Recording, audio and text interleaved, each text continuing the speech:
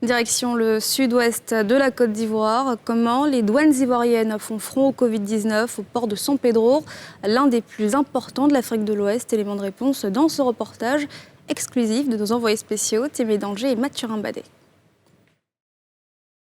Ce sont des soldats de l'économie ivoirienne sur lesquels la Direction générale des douanes mise particulièrement pour réaliser son objectif budgétaire 2020 fixé par le ministère du Budget à près de 2000 milliards de francs CFA. Sur ce front, comme celui de la riposte à la maladie à coronavirus, ces douaniers du port de San Pedro, deuxième poumon économique du pays, avec un port classé premier exportateur mondial de fèves de cacao, répondent présents.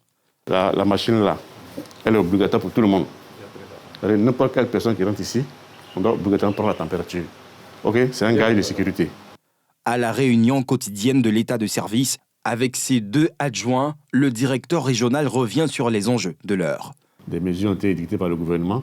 Je pense qu'il est de notre devoir, n'est-ce pas, de les appliquer. Voilà. Et à nos agents et aux opérateurs économiques. Voilà, donc il faut veiller à ça. Les agents, n'est-ce pas, puissent être présents à leur poste, faire le travail comme il se doit, recevoir les opérateurs, n'est-ce pas, comme il se doit, et tout en respectant, n'est-ce pas, ces mesures barrières. Je compte vraiment sur vous pour la mise en œuvre effective, n'est-ce pas, de ces mesures-là. Des assurances lui sont données, mais pas question pour le chef de l'une des directions régionales des douanes ivoiriennes de ne pas s'imprégner de la réalité du terrain. La descente qui se veut inopinée débute au guichet unique Café Cacao. Ce service, avec ses cellules opérationnelles, est le principal pourvoyeur de recettes au sein de cette importante direction régionale de l'administration douanière du pays. Notre service est chargé d'assurer les opérations de dédouanement du café et du cacao.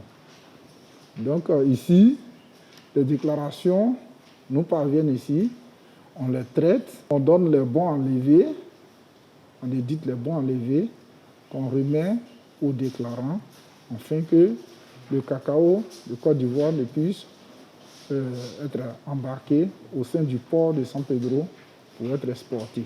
Ici, rien à signaler. Les directives édictées dans la note circulaire du directeur général en matière de lutte contre le Covid-19, notamment la mise en place d'un système de rotation en vue du respect du principe de la distance d'1 mètre entre les agents, sont scrupuleusement respectées. Peu après, Cap est mis au poste de contrôle numéro 3. Là encore, les hommes assurent le service dans le respect des dispositions barrières. C'est tout à l'honneur de monsieur le DG des douanes, qui a pu, dès le début, n'est-ce pas, qui a pris toutes les mesures nécessaires pour que l'administration des douanes soit efficace. C'est-à-dire assurer, n'est-ce pas, son travail. Il y a eu des mesures d'allègement, des mesures de facilitation, ainsi que des mesures, n'est-ce pas, barrières, pour que l'administration puisse répondre, n'est-ce pas, aux requêtes, n'est-ce pas, des différents usagers. Il s'agit, n'est-ce pas, d'une mesure de sauvegarde nationale. Parce que la pandémie, comme on le dit, c'est un microbe invisible, mais qui est très dangereux. Donc ce sont des mesures à ne pas prendre à la légère. Sur la période commerciale mars-avril-mai, les services douaniers ont vu leurs prestations plombées par la crise sanitaire de la Covid-19. Les déclarations en détail, pour ce qui concerne le binôme café-cacao par exemple, sont passées d'un volume journalier de 50 à moins de 30.